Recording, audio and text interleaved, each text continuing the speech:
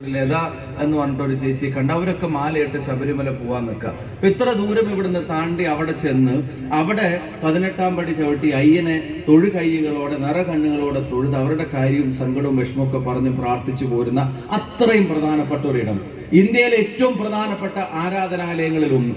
ആ ആരാധനാലയത്തിൽ കയറി അഴിമതി നടത്താൻ മടിക്കാത്തവരെ ജനം ഒരു പാഠം പഠിപ്പിക്കും എന്നുള്ള കാര്യത്തിന് ഒരു സംശയവും നിങ്ങൾക്ക് വേണ്ട. എന്തെങ്കിലും ജസ്റ്റിഫിക്കേഷൻ പറഞ്ഞു നിൽക്കാനുണ്ടോ? പ്രതിപക്ഷത്തിന്റെ രാഷ്ട്രീയ ആരോപണങ്ങളാണോ? ഭരണപക്ഷത്തിന്റെ പോലീസിന്റെ വേട്ടയാടലാണോ?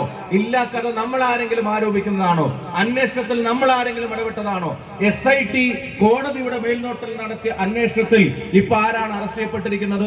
ഇപ്പൊ അറസ്റ്റ് ചെയ്യപ്പെട്ടിരിക്കുന്നത് നിങ്ങൾക്കറിയാം, DYFIയുടെ പഴയ സംസ്ഥാന വൈസ് പ്രസിഡന്റ്. ഇപ്പൊ അറസ്റ്റ് ചെയ്യപ്പെട്ടിരിക്കുന്നത് ഏരിയ സെക്രട്ടറി.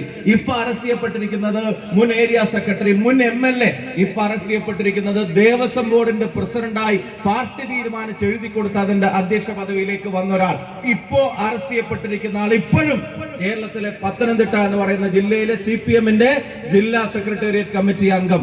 അപ്പൊ നിങ്ങൾ ആലോചിച്ച് നോക്കുക, അത്ര ഉത്തരവാദിത്തപ്പെട്ട പദവിയിലേക്ക് ഈ പാവപ്പെട്ട CPM പ്രവർത്തകർ കഠിനാധ്വാനം ചെയ്തുണ്ടാക്കിയ ഗവൺമെന്റിന്റെ തലപ്പത്തിരുന്ന് നിയോഗിക്കുന്ന ആളുകൾ ഇതുപോലത്തെ കൊള്ള അവിടെ ചെയ്യുമ്പോൾ, ഇന്ത്യയിലെ ഏറ്റവും പ്രധാനപ്പെട്ട ഒരു ആരാധനാലയത്തിൽ നിന്ന് പോലും അയ്യന്റെ ദ്വാരപാലക ശില്പത്തിലുള്ള സ്വർണം പോലും അടിച്ചു മാറ്റാൻ അനുമതി കൊടുക്കുന്ന ഒരു സംവിധാനം അവിടെ ഉണ്ടാകുമ്പോൾ, അത് മഹസറിൽ എഴുതി വെച്ചിട്ടും അതിൽ നടപടികൾ എടുക്കാതെ അത് പൂഴ്ത്തിവെക്കുന്ന ഒരു സംവിധാനം അവിടെ ഉണ്ടാകുമ്പോൾ, ഈ തട്ടിപ്പൊക്കെ നടത്തിയെന്നറിഞ്ഞിട്ടും 2025 വീണ്ടും പോറ്റിയുടെ കയ്യിൽ അത് കൊടുത്തയക്കാൻ ഒരു ശ്രമം അവർ നടത്തുമ്പോൾ, ജനത തീരുമാനിച്ചാൽ ഒരു സന്ദേശം ഗവൺമെന്റിലേക്ക് എത്തും.